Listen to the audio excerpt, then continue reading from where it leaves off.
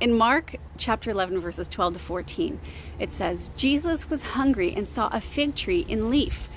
But when he approached, he found no fruit, because it was not the season for figs. He then said, "May no one ever eat fruit from you again."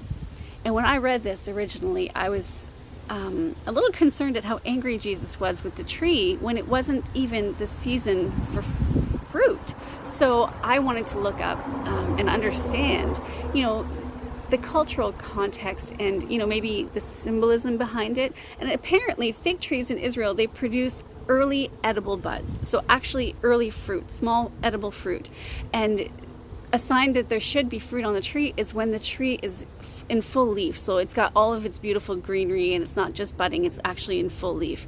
And so when Jesus approached that tree, that tree promised fruit because it should have had at least the small buddings of that edible fruit. But it was like false advertising because there was no fruit on that tree. Hence Jesus's reaction, right? So why was this story in the Bible? Because Jesus was really confronting our spiritual hypocrisy, right? So, and of course he was addressing the spiritual leaders of that day, but the fig tree represents our outer appearance, what we proclaim to be, faithful Christians, the bride of Christ, believers in Jesus, disciples of Jesus, and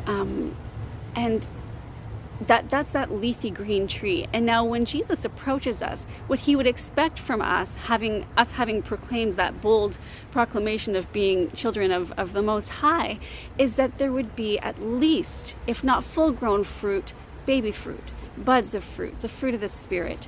And so Jesus, when he looks at us, he doesn't just want to see a beautiful outward appearance. He wants to see growth. He wants to see potential for growth. So even just the start of those baby buds of fruit, right? So yeah, in that parable, Jesus was physically hungry, yes, but he was spiritually longing to see the fruit on that tree. And we are that tree. So we need to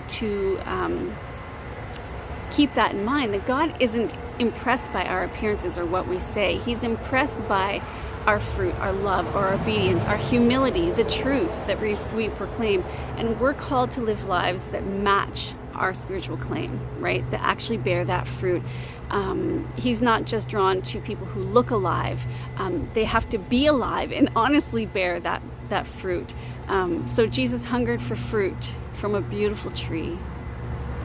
And I pray that our lives don't just look good from a distance, but that we can really satisfy the heart of God.